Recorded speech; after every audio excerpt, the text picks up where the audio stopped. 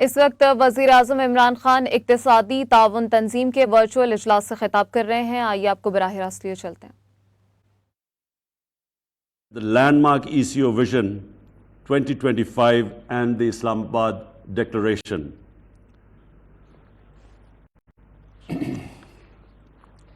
It reflected Pakistan's strong resolve to advance our institutional goals and energize ECO as a dynamic organization for regional cooperation. Excellencies, the focus of our present summit, regional economic cooperation in the aftermath of COVID-19, is both apt and timely. Like the rest of the world, the member states of ECO have been severely affected by the unprecedented health and economic crises unleashed by COVID-19 pandemic. Over 115 million people have been infected by the virus, and more than 2.5 million people have lost their lives. The world is grappling with pandemic's multiple dimensions. The full extent of its health, social, financial, and economic impact on our countries has yet to be fully determined. It is evident that developing countries, including ECO members, have been disproportionately affected. Our economies have contracted, trade has declined, poverty and inequality has increased. Excellencies, we in Pakistan realize that we must prevent our people from dying from the virus and from hunger. We face these twin challenges like a lot of the developing world. We pursued a people and poor-centric approach, and doing this very difficult balancing act, saving lives, securing livelihoods, and at the same time stimulating the economy. An extremely difficult balancing act. And despite our financial constraints, my government allocated an unprecedented $8 billion to support the poorest and the most vulnerable households, and then small businesses with direct cash handouts, and then subsidies to the poor under our essayists program. Excellencies, the COVID-19 pandemic is not over. We must ensure that our people secure the earliest possible access to vaccines being produced, but on an affordable and equitable basis. The vaccine must be declared a global public good, because actually no one will be safe from the virus unless everyone is safe. Pakistan has begun its vaccination drive, but it has only so far concentrated on the frontline health workers, which obviously is everyone's highest priority. We must also address the economic impact of the pandemic. The world economy has contracted by 5%. The rich countries have injected $20 trillion to stimulate their economies. I again repeat, the rich countries have injected $20 trillion. Our economies have been equally affected, but we do not have the capacity of fiscal space to create such liquidity. I have proposed a five-point plan to provide developing countries the fiscal space to recover from COVID crisis. And this includes debt relief, SDR creation and redistribution, concessional finance, mobilization of climate finance, because that's another crisis looming ahead, and then ending illicit financial flows and return of stolen assets back to the developing countries. Because, Excellencies, $1 trillion every year, according to FactEye, $1 trillion every year leaves poor countries to rich countries and tax havens.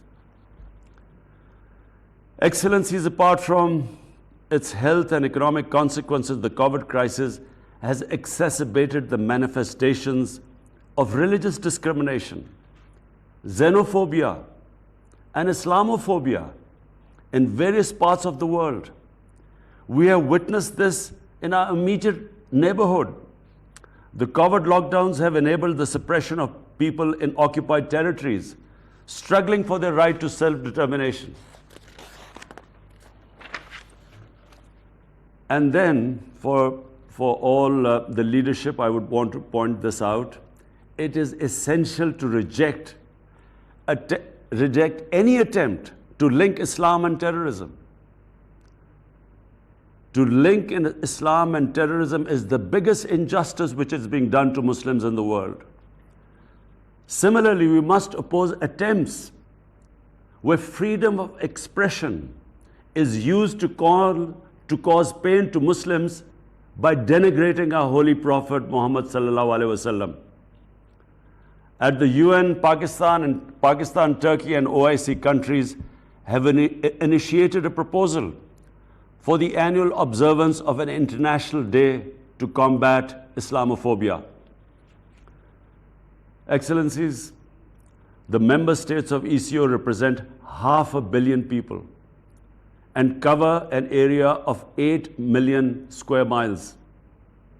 We form the geographical link on the Asian continent between East and West, North and South. We possess two essential prerequisites for economic growth: rich resources and enterprising people. We have the potential for much larger production and consumption. Our common heritage and culture, nurtured by luminaries, great men like Al-Biruni, Farabi, Rumi, Iqbal, they all provide a solid foundation for cooperation under the ECO umbrella. In the Vision 2025, the ECO members have set themselves an ambitious agenda of enhanced collaboration in trade, energy, tourism, agriculture, and industrial growth. We should undertake a midterm review of the progress made so far, accelerate the pace of implementation, and deepen the scope of cooperation. Excellencies, in advancing our common objectives, we must take full advantage of our geographical location, economic assets, and political relationships. Regional connectivity and integration have been proven to be essential for rapid growth and development. Enhanced physical infrastructure will generate economic activity, trade, employment, mobility, and cross-border exchanges. Peace in Afghanistan is crucial to the success of such physical integration in ECO region. I hope that the successful culmination of the intra-Afghan negotiations will lead to durable peace and security in Afghanistan. Excellencies, our priorities and goals are clear. I propose that we focus on the following 6 points. First, we need to recover robustly from the economic and health crises induced by the pandemic. We must mobilize the national and international resources required for this purpose. I request ECO's support for my 5-point agenda, which I mentioned earlier. Second, we must adopt a plan to build resilient healthcare systems to respond to such crises in the future. We must possess the capacity to produce the medical equipment and medicines essential to respond to chronic and infectious diseases. Third, we must develop an integrated transport network to facilitate both intra-ECO trade and serve as a pathway for trade between the major economies to the east and west, north and south. The Istanbul, Tehran, Islamabad commercial cargo train and proposed Uzbekistan, Afghanistan, Pakistan railway links are important regional connectivity projects. In addition, linking CPEC with Afghanistan and beyond is vital. Fourth, we must implement the cross-border projects already agreed under the ECO members, including TAPI, gas pipeline, and the CASA 1000, establishing an ECO investment agency and organizing an annual ECO investment fair where investment-ready projects could be presented to ECO and global investors are ideas that can be explored. Fifth, studies indicate that our mutual trade, which is just 8% of our total trade, it's just 8% of our total trade. This could be expanded tenfold. Enhanced transport links will help, but we should promote conscious measures for trade promotion, simplify border procedures, establish intra-regional institutional linkages, reinforce existing regional mechanisms like ECO Trade Development Bank, operationalize ECO trade agreement, and develop new initiatives like the clearing union. Sixth, to remain competitive, we must promote knowledge-based economies. And this needs that we enhance expenditures on research and development and focus on rapid digitalization, especially extension of broadband to all parts of our countries. The ECO, as envisaged in the Vision 2025, should engage in dialogues with other regional and international organizations. We could emulate some of the successful models of cooperation in the EU, ASEAN, and African Union.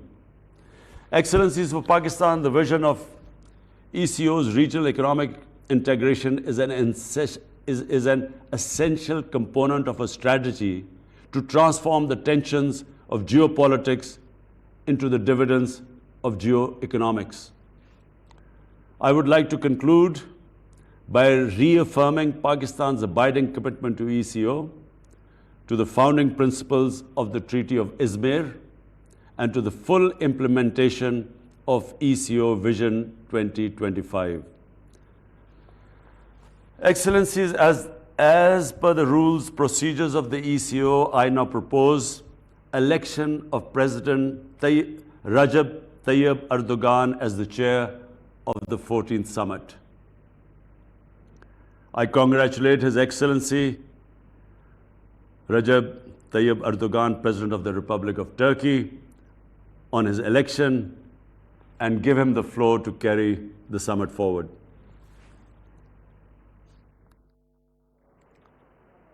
वज़ीर आज़म इमरान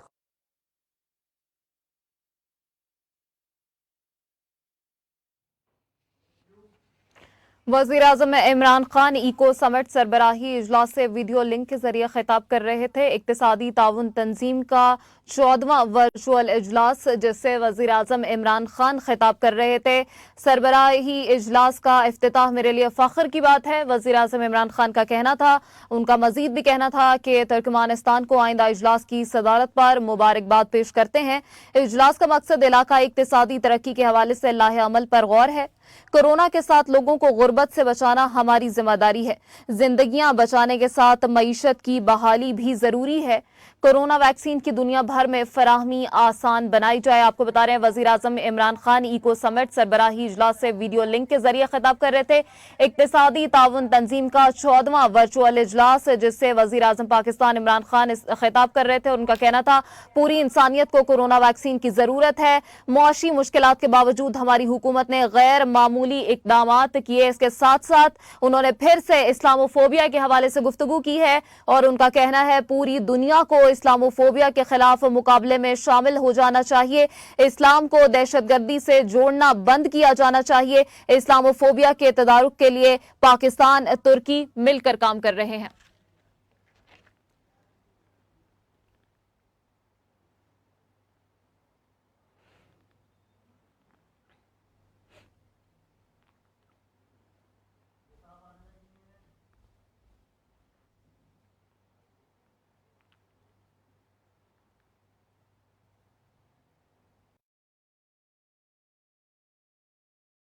कीजिए हमारी website metrotime.tv और देखते रहिए metro time.